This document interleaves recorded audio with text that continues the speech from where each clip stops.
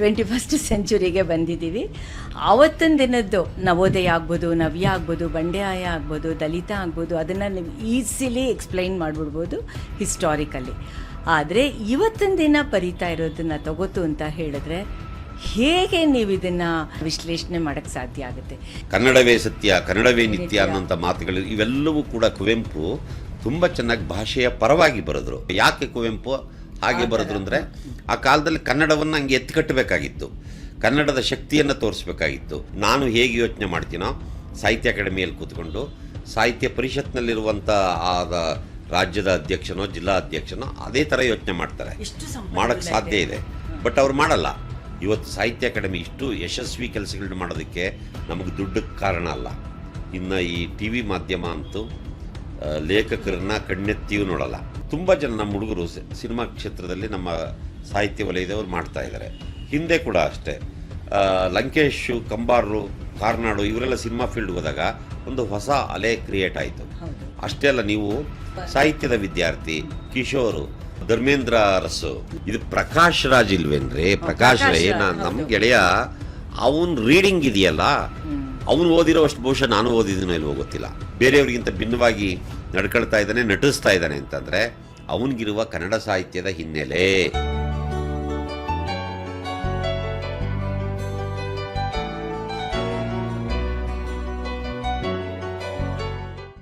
ಸಾಹಿತ್ಯ ಪುಸ್ತಕಗಳು ಅಂತಂದರೆ ಆಲ್ವೇಸ್ ಇಟ್ ಈಸ್ ಮೆಸ್ಮರೈಸಿಂಗ್. ಇವತ್ತು ನಾವೇನಾದರೂ ಆಗಿದ್ದೀವಿ ಅಂತಂದರೆ ಆ ಸಾಹಿತ್ಯದಿಂದ, ಪುಸ್ತಕದಿಂದ ಅಂತ ಖಂಡಿತ ನಾವೆಲ್ಲರೂ ಅದನ್ನು ಕ್ಲೈಮ್ ಮಾಡ್ಕೋತೀವಿ ಮತ್ತು ಅದನ್ನು ಖುಷಿಯಿಂದ, ಹೆಮ್ಮೆಯಿಂದ ಹೇಳ್ಕೋತೀವಿ. ಆದರೆ ಇವತ್ತಿನ ಕಾಂಟೆಕ್ಸ್ಟಲ್ಲಿ ಸಾಹಿತ್ಯ, ಪುಸ್ತಕ, ಬರವಣಿಗೆ, ಲೇಖನ ಅನ್ನೋದು ರೀಡಿಫೈನ್ ಮಾಡಬೇಕಾ ಗೊತ್ತಿಲ್ಲ. ಹಾಗಾಗಿ ಇವತ್ತಿನ ದಿನ ನಮ್ಮ ಜೊತೆಗೆ ನಮ್ಮ ಪಾಡ್ಕಾಸ್ಟಲ್ಲಿ LN ಮುಕುಂದರಾಜ್ ಇದ್ದಾರೆ. ಅಫಿಷಿಯಲಾಗಿ ಸಾಹಿತ್ಯನ ಇವರು ನೋಡ್ತಾರೆ ಮತ್ತು ಪ್ರಮೋಟ್ ಮಾಡ್ತಾರೆ, ಹೇಗೆ ಜನಕ್ಕೆ ತೊಗೊಂಡು ಹೋಗಬೇಕು ಅನ್ನೋದನ್ನು ನೋಡ್ಕೋತಾ ಇದ್ದಾರೆ ಥ್ರೂ ಕರ್ನಾಟಕ ಸಾಹಿತ್ಯ ಅಕಾಡೆಮಿ. ಈಗ ಇವರು ಅಧ್ಯಕ್ಷರಾಗಿದ್ದಾರೆ. ಹಾಗಾಗಿ ನಿಮಗೆಲ್ಲರಿಗೂ ಕೂಡ ನಮ್ಮ ಪಾಡ್ಕಾಸ್ಟ್ಗೆ ಇವತ್ತು ಸಾಹಿತ್ಯ ಅಂತಂದರೆ ಬರೀ ಒಂದು ಕವಿ, ಕವನ ಅಥವಾ ಒಬ್ಬ ಲೇಖಕ, ಕಾದಂಬರಿಕಾರರ ಬಗ್ಗೆ ನಾವು ಮಾತಾಡ್ತಾ ಇಲ್ಲ, ಒಟ್ಟಾರೆಯಾಗಿ ನಾವು ಮಾತಾಡ್ತಾ ಇದ್ದೀವಿ. ಜೊತೆಗೆ ನಾನು ಆ ರೀತಿ ಸಾಹಿತ್ಯದ ಸ್ಟೂಡೆಂಟು ವಿಮರ್ಶೆ ಮಾಡೋಕ್ಕೆ ನನಗೂ ಆಗೋದಿಲ್ಲ. ಆದರೆ ಒಬ್ಬ ಓದುಗಳಾಗಿ, ಅಂದರೆ ನಿಮ್ಮ ಥರ ನಮ್ಮ ಥರ ನಾವೆಲ್ಲ ಓದ್ತೀವಲ್ಲ, ಆ ದೃಷ್ಟಿಯಿಂದ ಇವತ್ತಿನ ದಿನ ನಾವು ಮಾತಾಡ್ತಾ ಇದ್ದೀವಿ.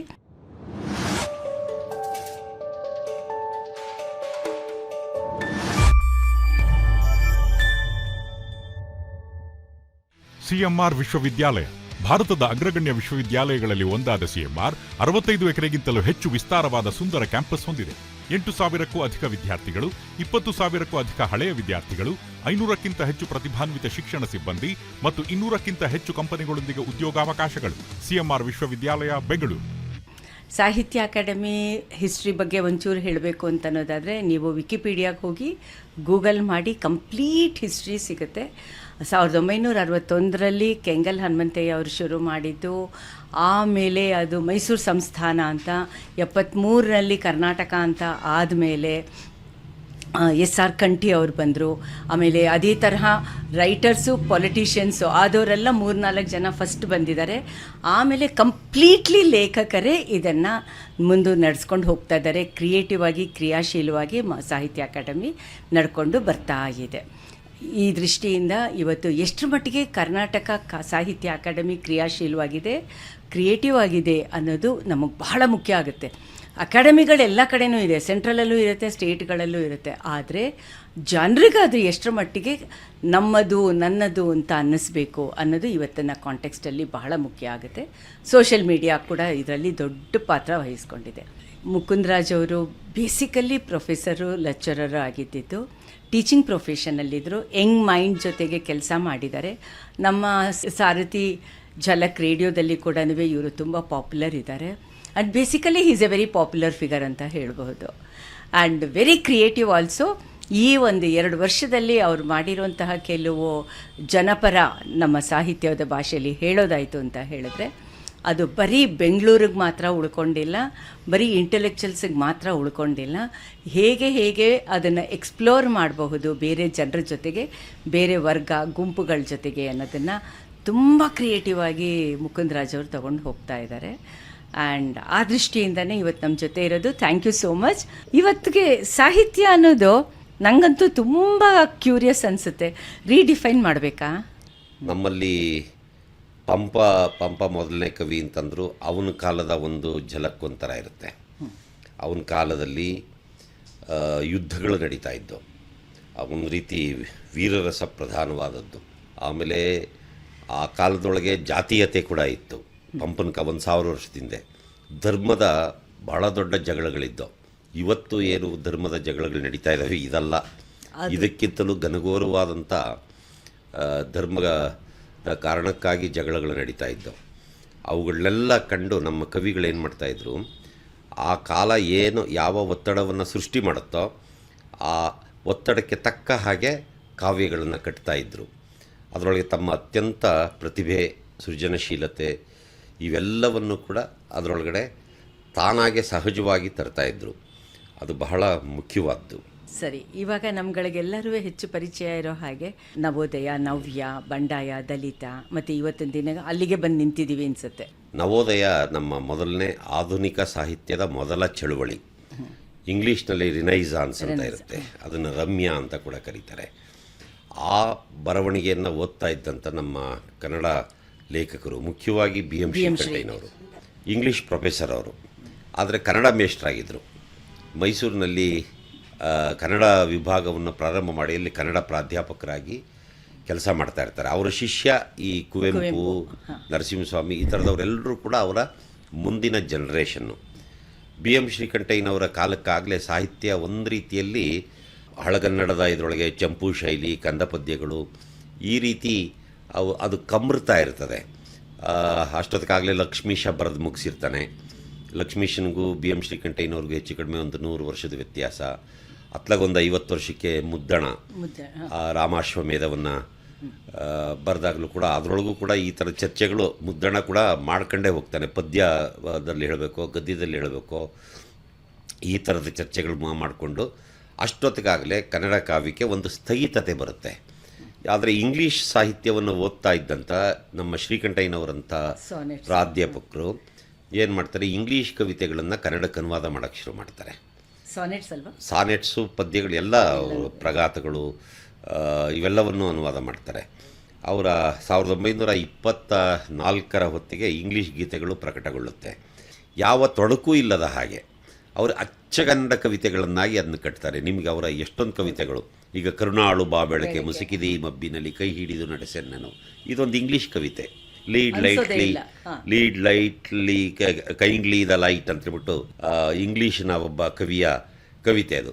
ಅದನ್ನು ಎಷ್ಟು ಅಪ್ಪಟ ಕನ್ನಡ, ಕರುಣಾಳು ಬಾ ಬೆಳಕೆ ಮುಸುಕಿದಿ ಮಬ್ಬಿನಲ್ಲಿ ಕೈ ಹಿಡಿದು ನಡೆಸೆನ್ನನು, ಎಷ್ಟು ಚೆನ್ನಾಗಿ ಬರೋದ್ರು. ಇವತ್ತಿಗೂ ನಮ್ಮ ಮಕ್ಕಳು, ನಮ್ಮ ಗಾಯಕರು ಇದನ್ನು ಸುಶ್ರಾವ್ಯವಾಗಿ ಕನ್ನಡದ ಹಾಡದಾಗೆ ಹಾಡ್ತಾರೆ. ದುಃಖ ಸೇತು ಅಂತ ಒಂದು ಕವಿತೆ ಮಾಡಿದ್ದಾರೆ, ಎಷ್ಟು ಚೆನ್ನಾಗಿದೆ ಅಂತಂದರೆ, ಮೂಲದಲ್ಲಿ ಇಲ್ದಲೇ ಇರೋವಂಥದ್ದನ್ನು ಇವರು ಅದನ್ನು ಕನ್ನಡಕ್ಕೆ ಅನುವಾದ ಮಾಡಬೇಕಾದ್ರೆ ಇವರು ಇಲ್ಲಿನ ವಾತಾವರಣಕ್ಕೆ ಅದನ್ನು ಒಗ್ಗಿಸ್ಬಿಡ್ತಾರೆ. ಅಲ್ಲಿಲ್ಲ ನೋಡಿ, ನೀರಿ ಹಿಡಿದು ನಡುವೇರಿ ತೊದಲು ಮಾತನು ಬೀರಿ ಕೊರಗ ನಗಿಸಲು ಬಲ್ಲ ಮಗುವಿಲ್ಲವೇನೋ ಅಂತ ಬರೀತಾರೆ. ಇಂಗ್ಲೀಷ್ ಮೂಲದಲ್ಲಿಲ್ಲ. ಇದನ್ನು ಕನ್ನಡಕ್ಕೆ ತರಬೇಕಾದ್ರೆ ಕನ್ನಡದ ವಾತಾವರಣವನ್ನು ಅರ್ಥ ಮಾಡಿಕೊಂಡು ಅದಕ್ಕೆ ಒಗ್ಗಿಸ್ಬಿಡ್ತಾರೆ. ಇದು ಬಂತಲ್ಲ ಇಂಗ್ಲೀಷ್ ಗೀತೆಗಳು, ಆಗ ಒಂದು ಹೊಸ ಸಂಚಲನವನ್ನು ಸೃಷ್ಟಿ ಮಾಡುತ್ತೆ. ಕುವೆಂಪು ಥರದವರಿಗೆ ಒಂದು ಮಾಡೆಲ್ ಸಿಗುತ್ತೆ, ಒಂದು ಮಾಡೆಲ್. ನಾವು ಹೊಸಗನ್ನಡದಲ್ಲಿ ಕವಿತೆಯನ್ನು ಬರೀಬೇಕು, ಯಾಕೆಂದರೆ ಅವರೆಲ್ಲ ಪ್ರಾರಂಭದ ನವೋದಯ ಚಳುವಳಿಯ ಪ್ರಾರಂಭದ ಕವಿಗಳು. ಮತ್ತು ನವೋದಯದ ಗುಣ ಏನು, ಅದರ ಲಕ್ಷಣ ಏನು, ಅದರ ಸ್ವಭಾವ ಏನು ಅಂತಂದರೆ ದೇಶಪ್ರೇಮ, ನಿಸರ್ಗ ವರ್ಣನೆ, ಭಾಷಾ ಪ್ರೇಮ. ಈ ನೋಡಿ ಇವೆಲ್ಲವೂ ಕುವೆಂಪು ಅವರಲ್ಲಿ ಕಾಣುತ್ತೆ. ದೇಶಪ್ರೇಮ ಇದೆ ಕುವೆಂಪು. ನಡೆ ಮುಂದೆ ನಡೆ ಮುಂದೆ ನುಗ್ಗಿ ನಡೆ ಮುಂದೆ, ಜಗ್ಗದೆಯೇ ಕುಗ್ಗದೆಯೇ ಹಿಗ್ಗಿ ನಡೆ ಮುಂದೆ ಅಂತ ಪದ್ಯ ಬರೀತಾರೆ. ಸ್ವಾತಂತ್ರ್ಯಕ್ಕೋಸ್ಕರ ನಮ್ಮ ಹೋರಾಟಗಾರರನ್ನ ಹುಮ್ಮಸ್ಸನ್ನು ಹೆಚ್ಚಿಸೋದಕ್ಕೋಸ್ಕರ ಬರೆದಿರುವಂಥ ಕವಿತೆಗಳು. ಅಷ್ಟೇ ಅಲ್ಲ, ಕುವೆಂಪು ಅವರು ನಿಸರ್ಗದ ಬಗ್ಗೆ ಎಷ್ಟು ಅದ್ಭುತವಾದ ಕವಿತೆಗಳನ್ನು ಬರೆದಿದ್ದಾರೆ. 10 ಕವಿತೆಗಳನ್ನು ಬರೀತಾರೆ. ಅವರ ಎಲ್ಲ ಕೃತಿಗಳು, ನೀವು ರಾಮಾಯಣ ದರ್ಶನಂ ನೋಡಿ, ಅಥವಾ ಅವರ ಬೃಹತ್ ಕಾದಂಬರಿಗಳು 2 ಇದ್ದಾವೆ, ಮಲೆಗಳಲ್ಲಿ ಮದುಮಗಳು ಮತ್ತು ಕಾನೂರು ಹೆಗ್ಗಡತಿ. ಈ 2 ಕಾದಂಬರಿಗಳಲ್ಲಿ ಅವರ ಬದುಕಿದ್ದ ಆ ಪ್ರದೇಶದ ಆ ನಿಸರ್ಗದ ಸೌಂದರ್ಯವನ್ನು ಎಷ್ಟು ಚೆನ್ನಾಗಿ ಚಿತ್ರಿಸ್ತಾರೆ. ಅದು ಎಷ್ಟು ರಮಣೀಯವಾಗಿದೆ ಮತ್ತು ಎಷ್ಟು ಸೂಕ್ಷ್ಮವಾಗಿ ಪರಿಸರವನ್ನು ಗಮನಿಸಿರ್ತಾರೆ ಅಂದರೆ, ಒಂದು ಸಗಣಿ ಹುಳ ಆ ಸಗಣಿಯನ್ನು ಉಂಡೆ ಮಾಡಿ ಉರುಳಿಸ್ಕೊಂಡು ಹೋಗ್ತಾ ಇರುತ್ತಲ್ಲ, ಅದನ್ನು ಮದುಮಗಳು ಕಾದಂಬರಿ ಒಳಗಡೆ ಭಾಳ ಚೆನ್ನಾಗಿ ಜೊತೆಗೆ ತರ್ತಾರೆ. ನೀವು ಕೂಡ ಹೇಳಿದ್ರಲ್ಲ ಅವಾಗಲೇ, ವರ್ಗ ಜಾತಿ ಸಂಘರ್ಷ ಅದು ಅದು ಮೂಲವಾಗಿ ಅದು ಇದೆ ಅದರೊಳಗೆ.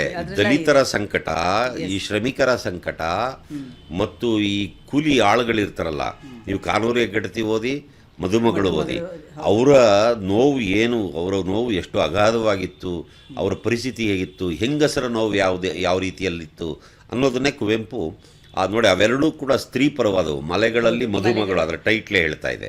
ಕಾನೂರು ಹೆಗ್ಗಡತಿ, ಅದರ ಹೆಸರುಗಳ ಶೀರ್ಷಿಕೆಗಳೇ ಇದು ಸ್ತ್ರೀ ಪರವಾದವು, ಸ್ತ್ರೀಯರ ಸಂಕಟದ ಪರವಾಗಿ ಮಾತನಾಡ್ತಾ ಇರುವಂಥ ಕೃತಿಗಳು ಅಂತ ಹೇಳುತ್ತೆ.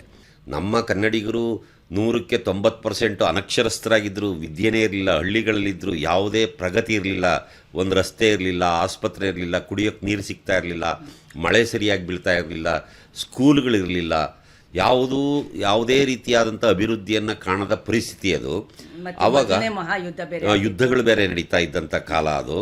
ಅಂತಹ ಸಂದರ್ಭದಲ್ಲಿ ಕನ್ನಡ ಭಾಷೆಗೆ ಒಂದು ಸರಿಯಾದ ಗೌರವವನ್ನು ತಂದುಕೊಡಬೇಕು, ಅದರ ಅಸ್ತಿತ್ವವನ್ನು ಅದ್ಭುತವಾಗಿ ಚಿತ್ರಿಸಬೇಕು ಅನ್ನೋ ಕಾರಣಕ್ಕಾಗಿಯೇ, ಭಾಷಾ ಪ್ರೇಮದ ಕಾರಣಕ್ಕಾಗಿ ಕುವೆಂಪು ಅವರು ಕನ್ನಡದ ಬಗ್ಗೆ 100 ಕವಿತೆಗಳನ್ನ ಬರೀತಾರೆ. ಬಹುಶಃ ನಾನು ಯಾವಾಗಲೂ ಹೇಳ್ತಾ ಇರ್ತೀನಿ, ಕನ್ನಡದ ಬಗ್ಗೆ ಅಷ್ಟೊಂದು ಕವಿತೆಗಳನ್ನು ನೀವು ಕುವೆಂಪುದು ಯಾವುದು, ಬಾರಿಸು ಕನ್ನಡ ಡಿಂಡಿಮವ, ಓ ಕರ್ನಾಟಕ ಹೃದಯ ಶಿವ, ಸತ್ತಂತಿಹರನ್ನು ಬಡಿದೆ, ಎಷ್ಟು ಪದ್ಯ ಹೇಳಬೇಕಿಂತವೆಲ್ಲ. ಇವಾಗ ನಮ್ಮ ನಾಡಗೀತೆ ಆಗಿರೋದಿರ್ಬೋದು, ನೀವು ಯಾವುದೇ ಕನ್ನಡವೇ ಸತ್ಯ, ಕನ್ನಡವೇ ನಿತ್ಯ ಅನ್ನೋಂಥ ಮಾತುಗಳು, ಇವೆಲ್ಲವೂ ಕೂಡ ಕುವೆಂಪು ತುಂಬ ಚೆನ್ನಾಗಿ ಭಾಷೆಯ ಪರವಾಗಿ ಬರೆದರು. ಕುವೆಂಪು ಅಷ್ಟು ಯಾವ ಬೇರೆ ಕವಿಯೂ ಈ ನುಡಿ ಪ್ರೇಮವನ್ನು ತಮ್ಮ ಕವಿತೆಗಳ ಮೂಲಕ ಚಿತ್ರಿಸಲಿಲ್ಲ. ನನಗೆ ಆಮೇಲೂ ಈಗಲೂ ಕೂಡ ಹಂಗೆ ಅನ್ನಿಸ್ತದೆ. ನಮ್ಮಲ್ಲೊಬ್ಬರು ಈ ರಾಮಕೃಷ್ಣೇಗೌಡ, ರಾಮಕೃಷ್ಣೇಗೌಡ ಅಂತ ಇದ್ದರು, ಅವರು ಇಲ್ಲ ಈಗ. ಅವರು ಒಂದಷ್ಟು ಕನ್ನಡದ ಕುವೆಂಪು ತರುವಾಯ ಕನ್ನಡದ ಗೀತೆಗಳನ್ನು ಬರೀತಾರೆ. ಈಗಲೂ ಕನ್ನಡದ ಗೀತೆಗಳನ್ನು ಬರೀತಾ ಇರೋನು ಒಬ್ಬನೇ ಕವಿ ನಮ್ಮಲ್ಲಿ, ನಮ್ಮ ಸಾಹಿತ್ಯ ಅಕಾಡೆಮಿಯ ಸದಸ್ಯ ಕೂಡ, ಯಾರು ಅಂದರೆ ಡಾಕ್ಟರ್ ಕಾವ್ಯಂ ಶ್ರೀನಿವಾಸ ಮೂರ್ತಿ.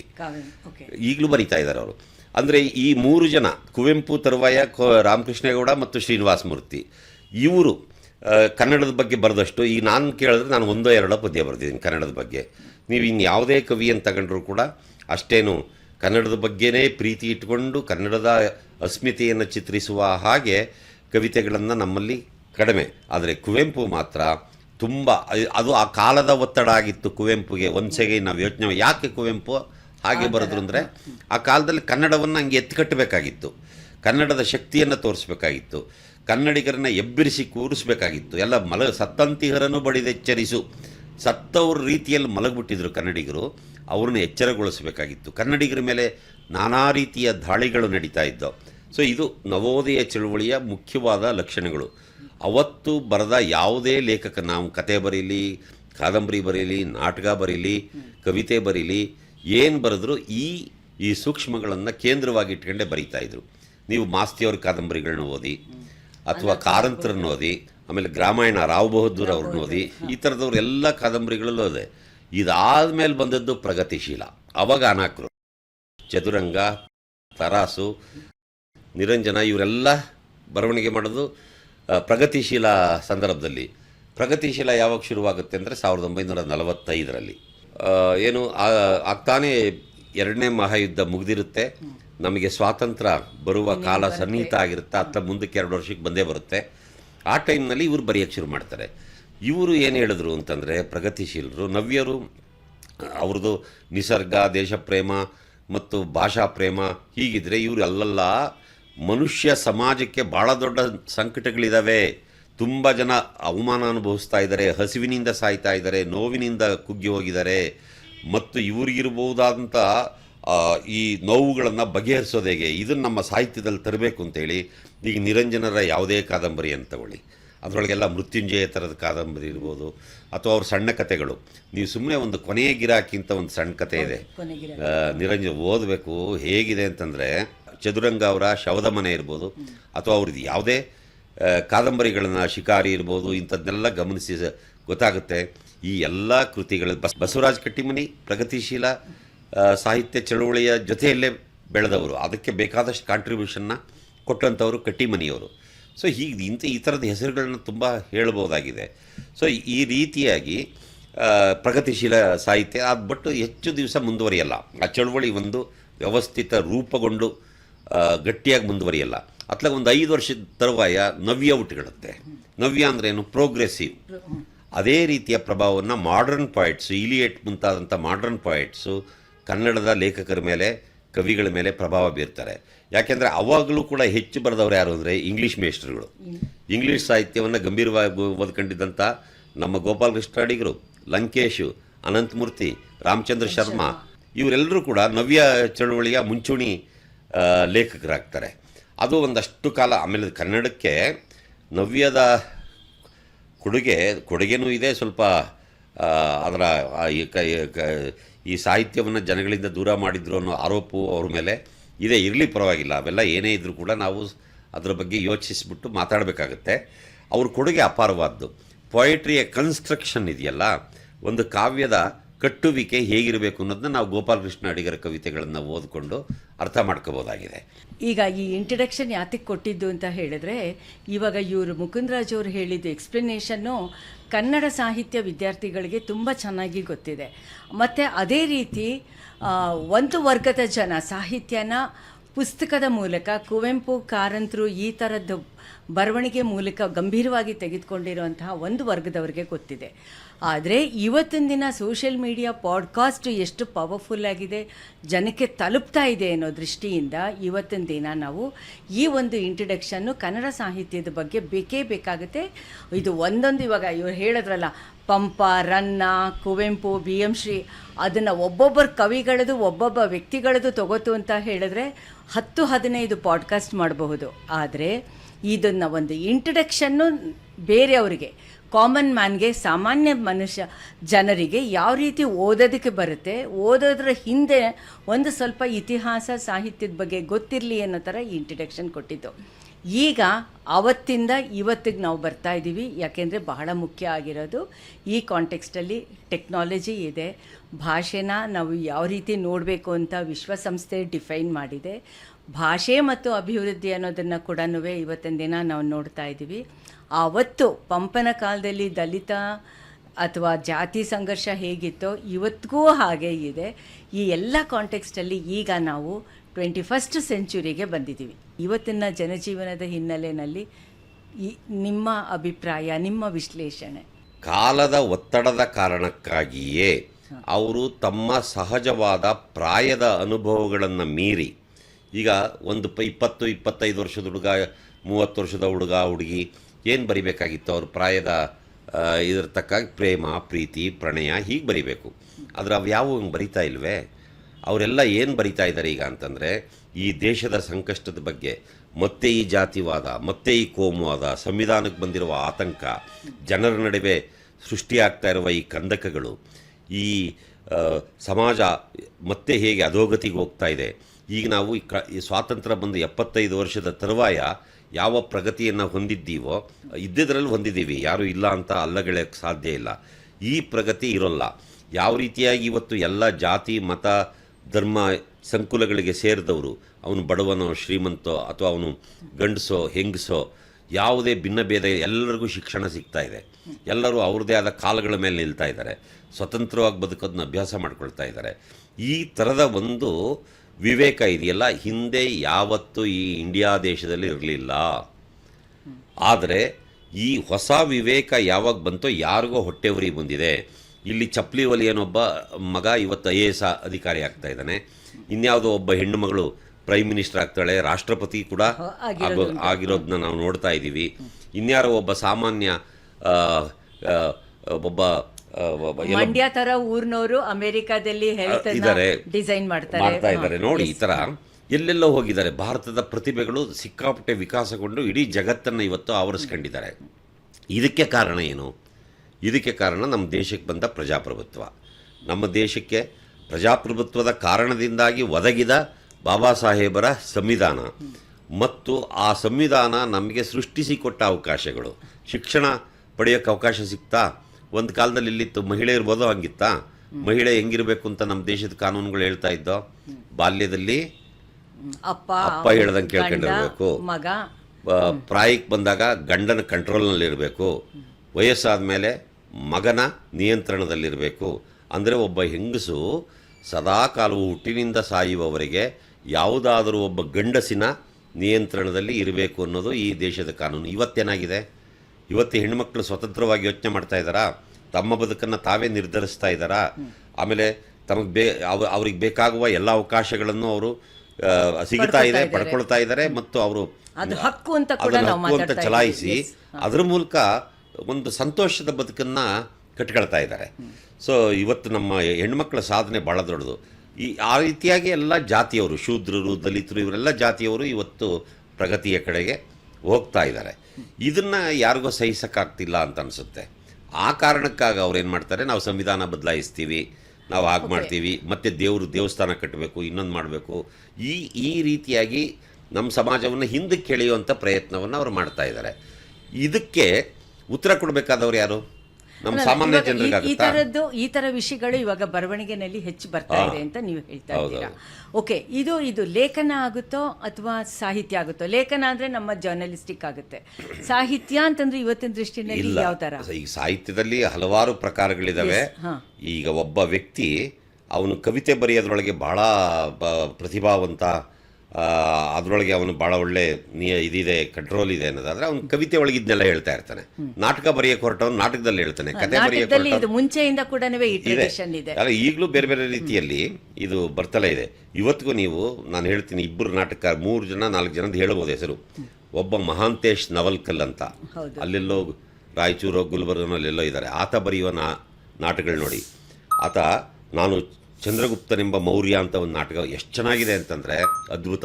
ಇನ್ನೊಬ್ಬರು ಜಯರಾಮ್ ರಾಯಾಪುರ ಅಂಥೇಳಿ, ಅವರು ಬರೆದಿರುವಂಥ 2-3 ನಾಟಕಗಳನ್ನ ಗಮನಿಸಿ ಸೂಕ್ಷ್ಮವಾಗಿ. ಚಾವುಂಡರಾಯ ನಾಟಕ ಅಥವಾ ವಾರಸುದಾರ, ಈ ನಾಟಕಗಳಲ್ಲಿ ಯಾವುದೋ ಕಾಲದ ಚಾವುಂಡರಾಯ 1000 ವರ್ಷದ ಹಿಂದಿನ ಕತೆ, ವಾರಸುದಾರ ಇವನು ದಾರಾಶಿಕೋ, ಶಹಜಾನ್ ಮಕ್ಕಳು ಔರಂಗಜೇಬ್ ಅವ್ರ ಬಗ್ಗೆ ಬರೆದಿರೋಂಥ ನಾಟಕ. ಅವು ಹೇಗಿದ್ದಾವೆ ಅಂದರೆ ಇವತ್ತಿನ ಸಮಸ್ಯೆಗಳನ್ನು ಪ್ರಸ್ತಾಪಿಸ್ತಾ ಇದ್ದಾವೆ. ಆಮೇಲೆ ನಮ್ಮ ಇನ್ನೊಬ್ಬ NC ಮಹೇಶ್ ಅಂತ ಒಬ್ಬ ಹುಡುಗ ತುಂಬ ಒಳ್ಳೆ ನಾಟಕಗಳನ್ನ ಬರೀತಾ ಇದ್ದಾರೆ. ಇನ್ನು ನಮ್ಮ ನಾರಾಯಣ ಸ್ವಾಮಿ ಇವರೆಲ್ಲ ಆಗಲೇ ಸಾಕಷ್ಟು ಬರೆದು ಅದ್ರ ಬಗ್ಗೆ ಏನು ಮಾಡ್ಬೋದು ಅನ್ನೋದನ್ನ ತೋರಿಸ್ಕೊಟ್ಟಿದ್ದಾರೆ. ಸೊ ಹೀಗೆ ನಾಟಕದಲ್ಲಿ ಆಗ್ತಾ ಇದೆ. ನಾನು ಎಲ್ಲೋ ಕೆಲವೇ ಉದಾಹರಣೆ ಕೊಡ್ತಾ ಇದ್ದೀನಿ ಅಂತ ಅನ್ಕೋಬೇಡಿ. ಈ ಥರದ್ದು ಎಲ್ಲ ಸ್ಯಾಂಪಲ್ಗೆ ಹೇಳ್ತಾ ಇರೋವು ಇವು. ಇಂಥವು ಅಸಂಖ್ಯಾತ ಕೆಲಸಗಳು ಎಲ್ಲ ಕಡೆ. ಪದ್ಯಗಳಲ್ಲಂತೂ ಎಲ್ಲ ಬರೆಯೋಕ್ಕೆ ಶುರು ಮಾಡಿದ ಹೊಸ ಹುಡುಗ ಕೂಡ ಇಂಥ ಸಮಸ್ಯೆಗಳ ಬಗ್ಗೆ ಮಾತಾಡ್ತಾ ಇದ್ದಾನೆ.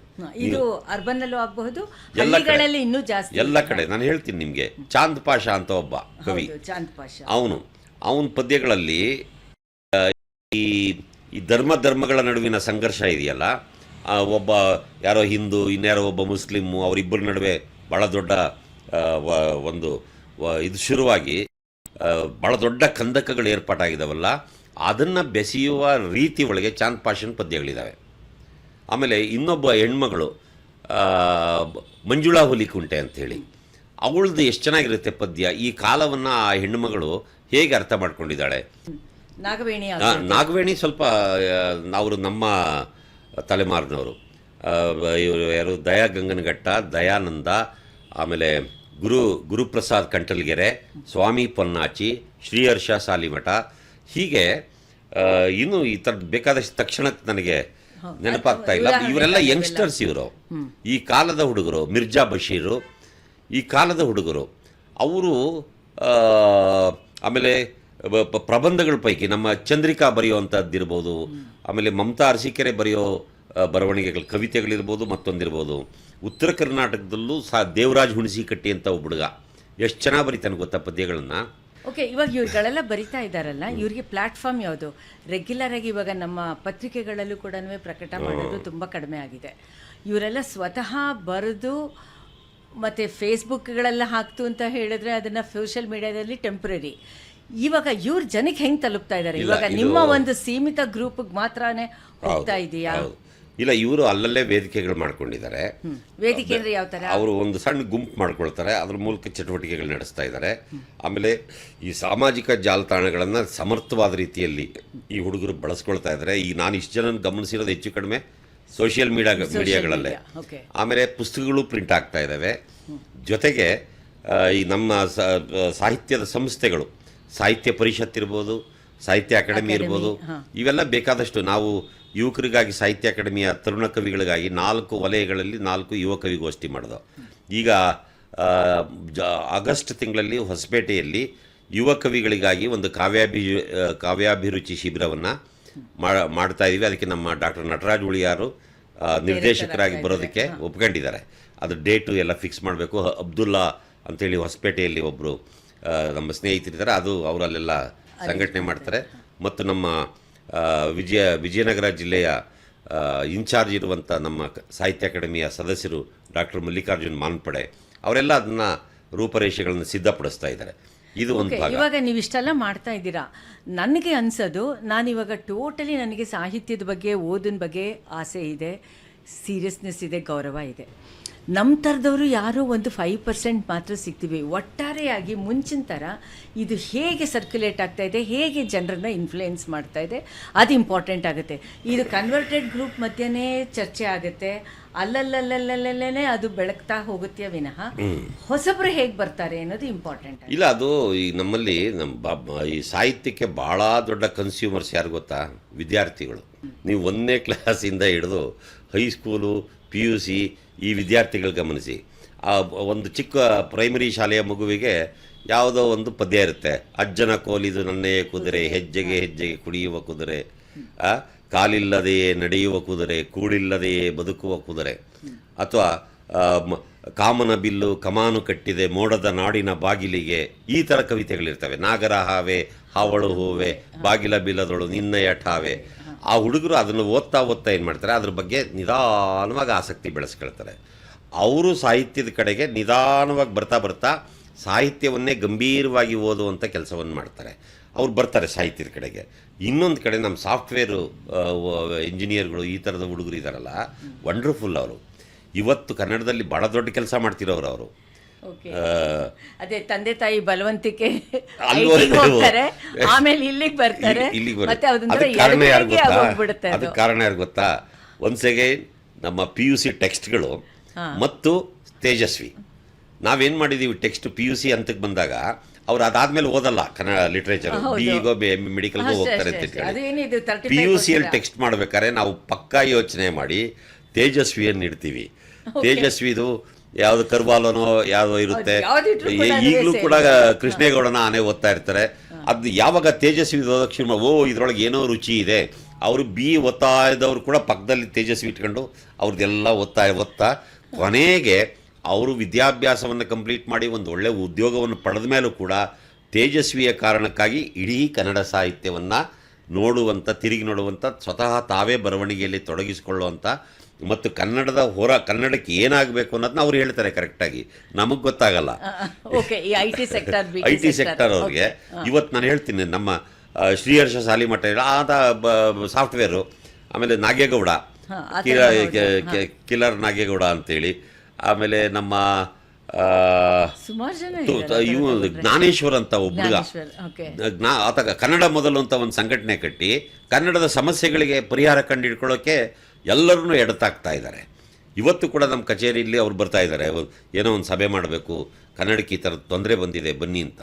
ನಮಗೆ ಗೊತ್ತಾಗ್ದಲ್ಲಿರೋದು ಆ ಹುಡುಗರಿಗೆ ಗೊತ್ತಾಗ್ತಾ ಇದೆಯಲ್ಲ. ಅದೇ ಆವಾಗ ಇವರು ಮಾಡ್ತಾ ಇದ್ದಿದ್ದಲ್ಲ ನಮ್ಮ ರೈಟರು ಸೈನ್ಸ್ ಇದಕ್ಕೆ.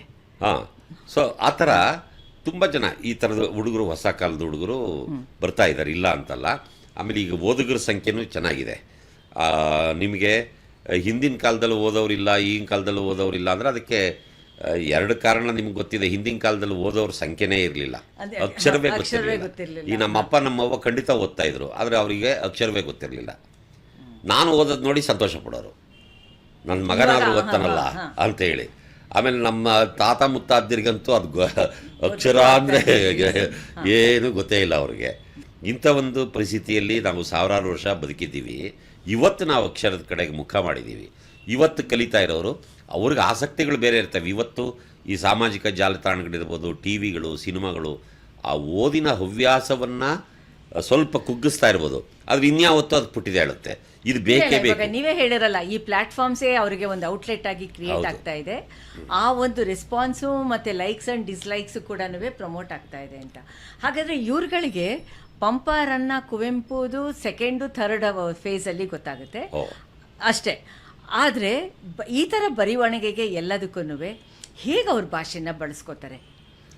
ಈಗ ಸಾಮಾನ್ಯವಾಗಿ ನಾವು ಡಿಫೈನ್ಡ್ ರೈಟರ್ಸ್ ಅಂತ ಹೇಳಿದ್ರೆ ಹಿಸ್ಟ್ರಿನೆಲ್ಲ ಓದ್ಕೊಂಡು ಬಂದಿದ್ದಾರೆ, ಮತ್ತು ನೀವೇ ಹೇಳಿದಾಗೆ ಇಂಗ್ಲೀಷ್ ಪ್ರೊಫೆಸರ್ಸ್ ಆಗಬಹುದು ಅಥವಾ ನಮ್ಮ ಕನ್ನಡ ಪ್ರೊಫೆಸರ್ಸ್ ಆಗಬಹುದು, ಅದನ್ನು ಒಂದು ಡಾಮಿನೇಟ್ ಮಾಡಿದ್ರು ಸಾಹಿತ್ಯದಲ್ಲಿ. ಇವಾಗ ಇವ್ರುಗಳು ಹೇಗೆ ಮಾಡೋಕ್ಕೆ ಸಾಧ್ಯ ಆಗ್ತಾಯಿದೆ? ಭಾಷೆಯನ್ನು ಹೇಗೆ ಬಳಸ್ತಾ ಇದ್ದಾರೆ ಅಂತನಾ? ಭಾಷೆನ ಹೇಗೆ ಬಳಸ್ತಾ ಇದ್ದಾರೆ ಒಂದು, ಆ್ಯಂಡ್ ಪರಿಸ್ಥಿತಿಗಳನ್ನು ಯಾವ ರೀತಿ ಸಾಹಿತ್ಯಿಕವಾಗಿ ಇವರು ಅರ್ಥ ಮಾಡ್ಕೊಳ್ಳೋಕ್ಕೆ ಸಾಧ್ಯ ಆಗುತ್ತೆ. ಈ ದೃಷ್ಟಿನಲ್ಲಿ ನನಗೆ ಅನಿಸುತ್ತೆ ಒಬ್ಬೊಬ್ರದ್ದು ಒಂದೊಂದು ಎಕ್ಸ್ಪ್ರೆಷನ್ ಇರುತ್ತೆ, ಇದೇ ಥರ ಬರಿಬೇಕು ಅಂತ ಆ ಥರ ಏನೂ ಇಲ್ಲ. ಆದರೆ ಭಾಷೆನ ಇವ್ರು ಹೇಗೆ ಅರ್ಥ ಮಾಡ್ಕೊಂಡಿದ್ದಾರೆ?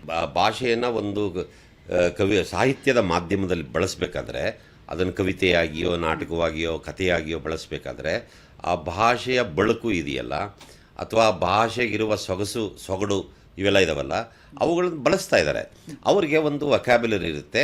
ಆ ವೊಕ್ಯಾಬ್ಯುಲರಿ ಈ ಕಾಲದ್ದಲ್ಲ, ಅವರ ತಕ್ಷಣದ ಕಾಲದ್ದಲ್ಲ. ಅವ್ರಿಗೆ ಭಾಳ ಚಿಕ್ಕ ಪ್ರಾಯದಿಂದಲೂ ಕೂಡ ಅವರ ಮನೆ, ಅವ್ರ ವಾತಾವರಣ, ಅದು ಅವರಲ್ಲಿ ಒಂದು ವೊಕ್ಯಾಬ್ಯುಲರಿಯನ್ನು ಸೃಷ್ಟಿ ಮಾಡಿರುತ್ತೆ. ಅದರೊಳಗೆ ಇರುತ್ತೆ. ನಿಮಗೆ ನಮ್ಮ HR ಸುಜಾತ ಗೊತ್ತಲ್ವಾ? ಅವರು ಬರೆಯೋದಿದೆಯಲ್ಲ, ಅವ್ರು ಮಾತಾಡೋಕ್ಕೆ ಬರಲ್ಲ ಅದನ್ನು.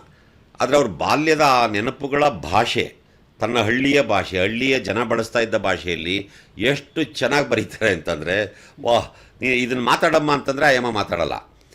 ಈ ಥರ ಭಾಷೆ ನೀನು ಬಳಸ್ತೀಯನಮ್ಮ ಅಂದರೆ ನನಗೆ ಬಳಸೋಕ್ಕೆ ಬರೋಲ್ಲ, ಬರೆಯೋಕ್ಕೆ ಬರುತ್ತೆ.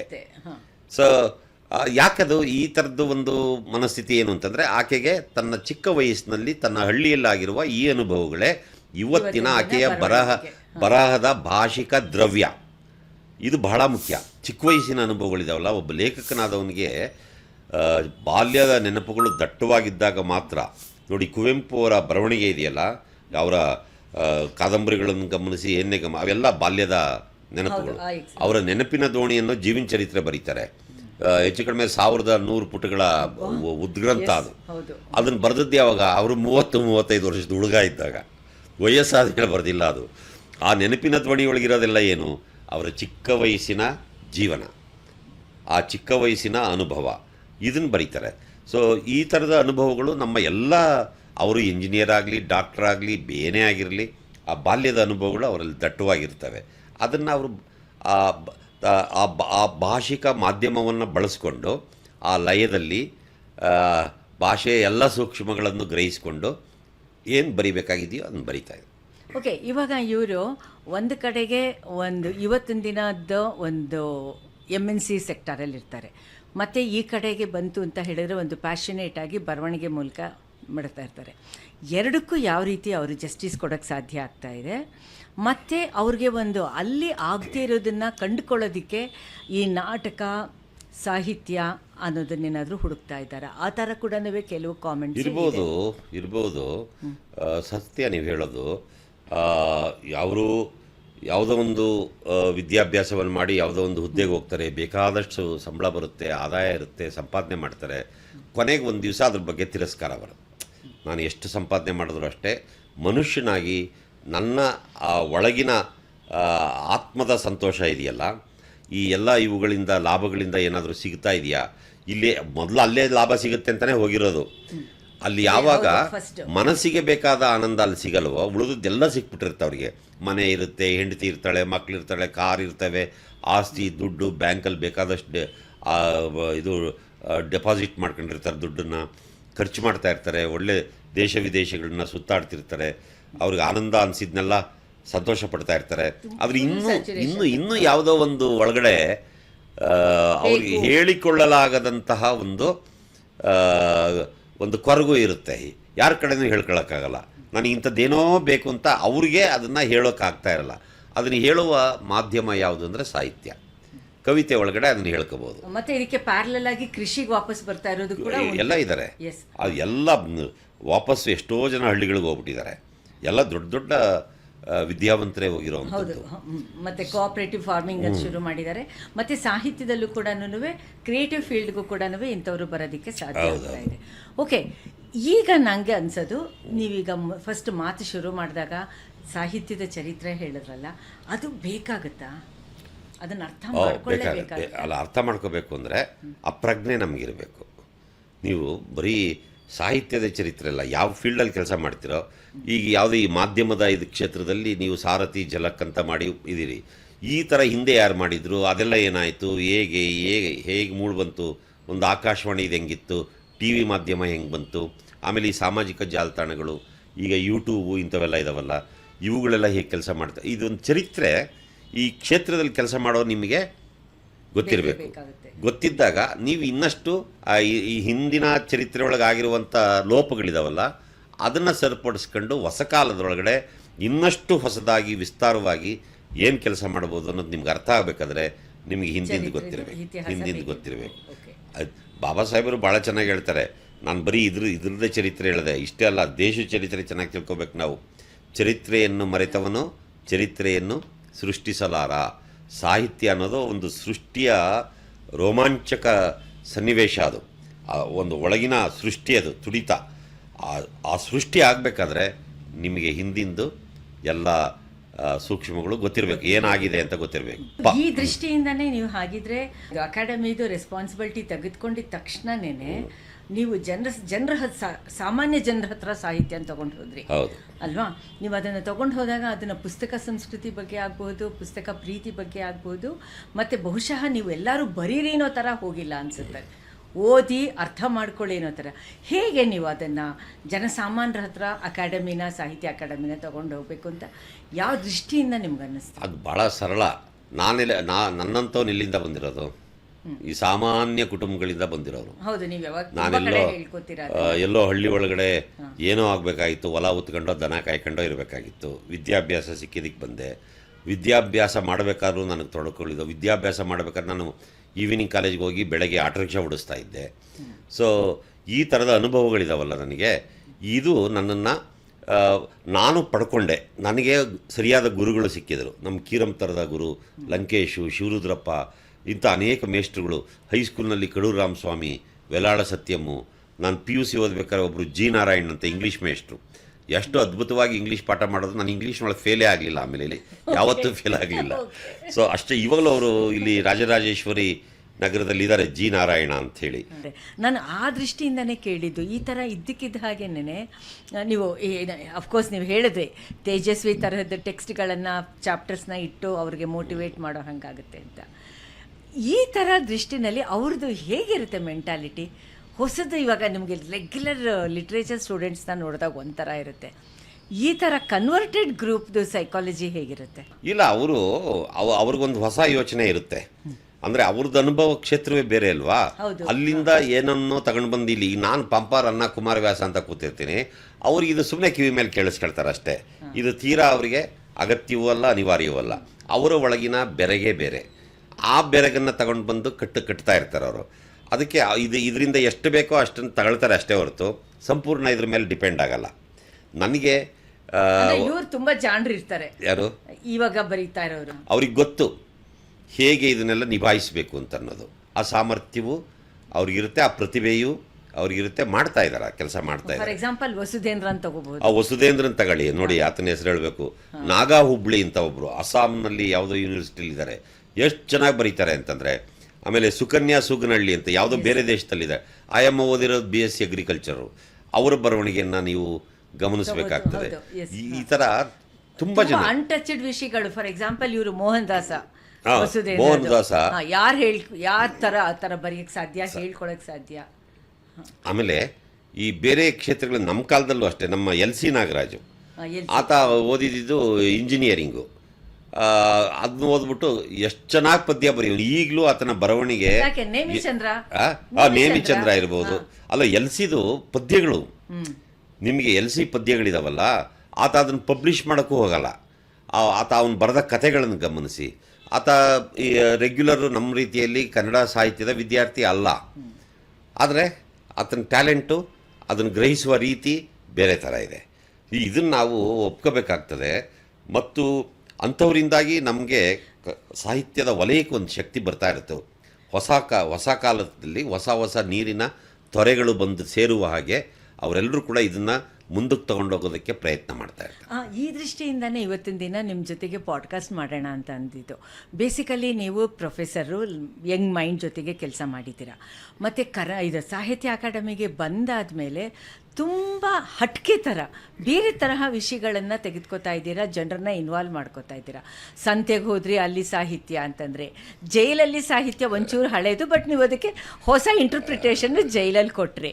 ಸೊ ಈ ದೃಷ್ಟಿಯಿಂದನೇ ಅದೆಲ್ಲ ಒಂದು ಹೊಸ ಹೊಸ ಪ್ರಯೋಗಗಳನ್ನು ಮಾಡ್ತಾ ಬಂದಾಗೇ ಅದು ಪ್ರಯೋಗ ಆಗಿ ಉಳ್ಕೋತೋ ಅಥವಾ ಅದು ಮುಂದಕ್ಕೆ ತೊಗೊಂಡು ಹೋಗುವಂಥದ್ದು ಯಾವ ರೀತಿ ಆಗ್ತದೆ? ಫಾಲೋ ಅಪ್ ಏನು, ಟೇಕ್ ಅವೇ ಏನು?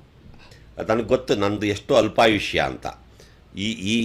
ಇದರೊಳಗಡೆ ಎಷ್ಟು ಅಲ್ಪಾಯುಷ್ಯ ಅನ್ನೋದನ್ನ ನಾನು ಚೆನ್ನಾಗಿ ತಿಳ್ಕೊಂಡಿರೋದ್ರಿಂದ ಇದರೊಳಗೆ ಏನು ಮಾಡಬೇಕೋ ಅದನ್ನು ಮಾಡಿ ಮುಗಿಸ್ಬಿಡ್ಬೇಕು. ಅದನ್ನು ಫಾಲೋ ಅಪ್ ಮಾಡೋದಕ್ಕೂ ಮುಂದಕ್ಕೆ ಬೇರೆ ಬೇರೆ ಜನ ಇರ್ತಾರೆ. ಈಗ ನಾನು ಹಿಂದಿನ ನಮ್ಮ ಅಧ್ಯಕ್ಷರುಗಳು ಮಾಡಿರೋ ಕೆಲಸಗಳನ್ನ ಮುಂದುವರಿಸಿದ್ದೀನಿ, ಫಾಲೋ ಅಪ್ ಮಾಡಿದ್ದೀನಿ. ಯಾವುದು ಅಂದರೆ ಚಕೋರ. ಅರವಿಂದ್ ಮಾಲ್ಗತ್ತಿಯವರು ಒಂದು ಚಕೋರ ಅಂತ ಒಂದು ವೇದಿಕೆಯನ್ನು ಸೃಷ್ಟಿ ಮಾಡಿದರು. ಅದು ಸ್ವಲ್ಪ ಇನ್ಯಾಕ್ಟಿವ್ ಆಗಿತ್ತು. ನಾನು ಬಂದಮೇಲೆ ಏನು ಮಾಡಿದೆ, ಅದಕ್ಕೆ ನಮ್ಮ ಎಲ್ಲ ಸದಸ್ಯರನ್ನು ಇನ್ವಾಲ್ವ್ ಮಾಡಿಬಿಟ್ಟೆ. ನಮ್ಮಲ್ಲಿ 18 ಜನ ಸದಸ್ಯರು. ಒಬ್ಬರು ಇತ್ತೀಚೆಗೆ ಚಂದ್ರಕಲಾ ಬಿದ್ರಿ ಅಂತ ತೀರು ಹೋದರು. ಈಗ 17 ಜನ ಇದ್ದಾರೆ. ಇಷ್ಟೂ ಜನಕ್ಕೆ ಒಬ್ಬೊಬ್ಬ ಸದಸ್ಯನಿಗೆ 2 ಜಿಲ್ಲೆಗಳ ಜವಾಬ್ದಾರಿ ಕೊಟ್ಟೆ. ಅವರು ಆ ಜಿಲ್ಲೆಗಳಲ್ಲಿ ಅವ್ರದ್ದೇ ಜಿಲ್ಲೆಗಳು ಅಥವಾ ಅವ್ರ ಪಕ್ಕ ಜವಾಬ್ದಾರಿ ಕೊಟ್ಟಿರೋದು ನಿಮ್ಮ ಐಡಿಯಾನೋ ಅಥವಾ ಮುಂಚೆಯಿಂದ? ಇಲ್ಲ, ನಮ್ದು ನಿಮ್ಮದು ನನ್ನ ಅದೇ ಪೊಲಿಟಿಷಿಯನ್ಸ್ ಕೊಟ್ಟಂಗೆ ಆ ಥರ ಅವ್ರಿಗೆ ಉಸ್ತುವಾರಿ ಕೊಡ್ತಾರಲ್ಲ, ಅವ್ರನ್ನ ಏನ್ರಿ ಜಿಲ್ಲಾ ಉಸ್ತುವಾರಿಗಳೇ ಅಂತಾನೆ ಕರೀತಾರೆ. ಅದು ಏನು ಅಂದ್ರೆ ಗೊತ್ತಾ ಶಮಂತ, ಏನ್ ಗೊತ್ತಾ, ಈಗ ನಾನು ಸಾಹಿತ್ಯ ಅಕಾಡೆಮಿ ಅಧ್ಯಕ್ಷ, ನನಗೆ ಏನ್ ಬೇಕಾದ್ರೂ ಮಾಡೋದಕ್ಕೆ ಅವಕಾಶ ಇರುತ್ತೆ. ನಾನು ನಾಮಿನೇಟೆಡ್, ಅವರು ಸದಸ್ಯರಾಗಿ ನಾಮಿನೇಟ್ ಆಗಿದ್ದಾರೆ. ಸದಸ್ಯರಾಗಿ ಬಂದು ನಾವು ಸದಸ್ಯರು ಅಂತ ಸುಮ್ಮನೆ ಕೂತ್ಕೊಳ್ಳೋದಲ್ಲ.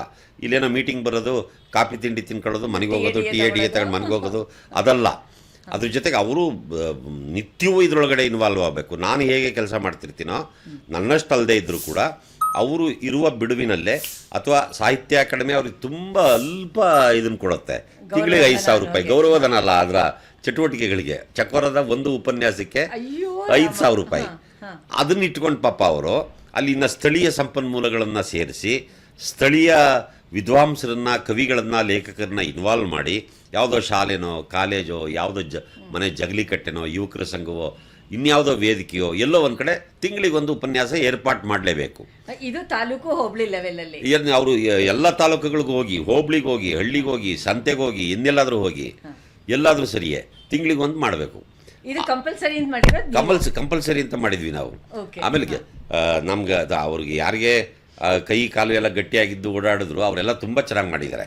ಆಮೇಲೆ ಅದನ್ನು ಪುಸ್ತಕ ರೂಪದಲ್ಲೆಲ್ಲ ತರ್ತಾ ಇದೀವಿ. ಒಂಚೂರು ಸ್ವಲ್ಪ ಇನ್ನೊಂಚೂರು ವಿವರ ಹೇಳಿ, ಎಷ್ಟು ಇಂಟ್ರೆಸ್ಟಿಂಗ್ ಆಗಿದೆ ಇದು. ಉಸ್ತುವಾರಿ ಸದಸ್ಯರು, ವೆರಿ ನೈಸ್. ನಮ್ಮಲ್ಲಿ 18 ಜನ ಸದಸ್ಯರು, ಒಬ್ಬೊಬ್ಬ ಸದಸ್ಯರಿಗೆ 2 ಜಿಲ್ಲೆ, 2 ಜಿಲ್ಲೆ ಉಸ್ತುವಾರಿ. ಅವ್ರು ಏನ್ ಮಾಡ್ತಾರೆ, ಆ ಜಿಲ್ಲೆಗಳಲ್ಲಿ 2 ಜಿಲ್ಲೆ ಇರ್ತಾವಲ್ಲ, ಇಬ್ಬಿಬ್ಬರನ್ನ ಸಂಚಾಲಕರನ್ನ, ಪ್ರತಿನಿಧಿಗಳನ್ನ ನೇಮಕ ಮಾಡ್ತಾರೆ, ಕೋಆರ್ಡಿನೇಟರ್ಸ್. ಈ ಜಿಲ್ಲೆಗಿಬ್ರು, ಆ ಜಿಲ್ಲೆಗಿಬ್ರು ಅಂತ 4 ಜನ ಅವ್ರಿಗೆ ಸಿಗ್ತಾರೆ. ನಾವು 5,000 ರೂಪಾಯಿ ಕೊಡ್ತೀವಿ. 5,000 ರೂಪಾಯಿನೊಳಗಡೆ ನಾನು ಹೇಳಿದ್ದೀನಿ ಅವ್ರಿಗೆ, ಅಲ್ಲಲ್ಲ ನೋಡಪ್ಪ, ನೀವು ತುಂಬ ದೂರದವ್ರನ್ನೆಲ್ಲ ಉಪನ್ಯಾಸಕ್ಕೆ ಕರಿಬೇಡಿ, 1,000 ರೂಪಾಯಿ ಉಪನ್ಯಾಸಕರಿಗೆ ಕೊಡಿ. ಅವರಿಬ್ಬರು ಓಡಾಡ್ತಾರಲ್ಲ, ಅವರು ಓಡಾಟದ ಖರ್ಚಿಗೆ 1,000 ತಗೊಳ್ಳಿ. ಆಮೇಲೆ 1,000ನ ನೀವು ಓಡಾಡ್ತೀರಲ್ವಾ, ಎಲ್ಲೋ ಹೋಗ್ತೀರಿ ಬರ್ತೀರಿ, ನಿಮ್ಮ ಪೆಟ್ರೋಲು, ಅದಕ್ಕೆ 1,000 ತಗೊಳ್ಳಿ. ಮತ್ತೊಂದು 1,000 ರೂಪಾಯಿನ ಅಲ್ಲೇನೋ ಖರ್ಚು ಮಾಡ್ತೀರಿ, ಒಂದು ಸಣ್ಣ ಪಾಂಪ್ಲೆಟ್ ಮಾಡ್ತೀರಿ ಅಥವಾ ಯಾರಿಗೋ ಟೀ ತರಿಸ್ಕೊಟ್ಟಿರ್ತೀರಿ, ಅದಕ್ಕೆ ಟೋಟಲ್ 5,000. ಆಮೇಲೆ ಇದಕ್ಕಿಂತ ಜಾಸ್ತಿ ಕೊಡೋಕ್ಕೆ ನಮ್ಮ ಹತ್ರ ಬಡ್ಜೆಟ್ ಇಲ್ಲ. ಸೊ ಅವರು ಬಿಡಿ ಇಷ್ಟರಲ್ಲೇ ಮಾಡ್ತೀವಿ, ತುಂಬ ಯಶಸ್ವಿಯಾಗಿ ಮಾಡಿದ್ದಾರೆ ಎಲ್ಲ ಸದಸ್ಯರು. ನೀವು ಬೇರೆ ಸದಸ್ಯರು, ನಮ್ಮ ಅಕ್ಕೈ ಮಾಡಿದ್ದಾರೆ 2 ಜಿಲ್ಲೆ ಒಳಗೆ, ಲೈಂಗಿಕ ಅಲ್ಪಸಂಖ್ಯಾತೆ.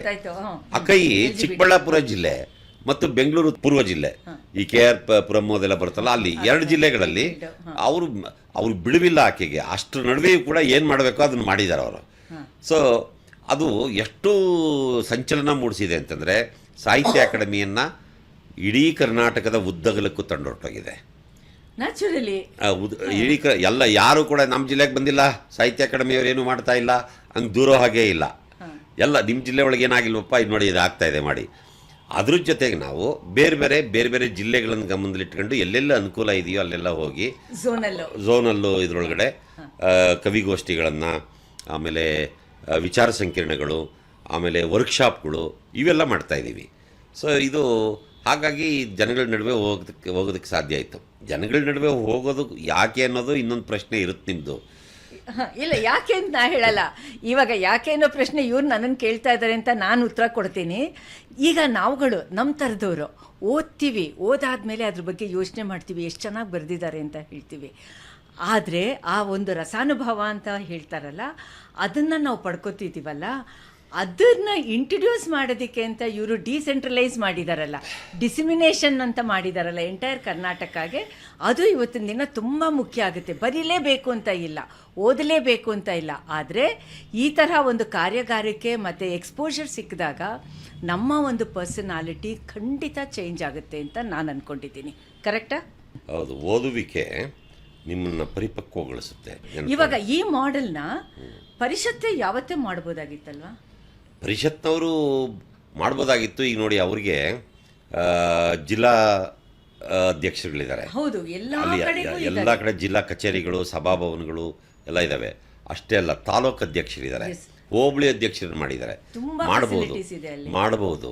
ಆಮೇಲೆ ಅವರಿಗೆ ಆರ್ಥಿಕ ಇದು ಕೂಡ ಕೋಟ್ಯಾಂತರ ರೂಪಾಯಿ ಚೆನ್ನಾಗಿ ಬರುತ್ತೆ. ಆದರೆ ಅದಕ್ಕೆ ಸಮರ್ಥವಾದ ಒಬ್ಬ ಮುಖಂಡ ಇರಬೇಕು, ಲೀಡರ್ ಇರಬೇಕು. ಅವನು ಕ್ರಿಯೇಟಿವ್ ಆಗಿರಬೇಕು, ಸಾಹಿತ್ಯ ವಲಯದಿಂದ ಬಂದವನಾಗಿರಬೇಕು.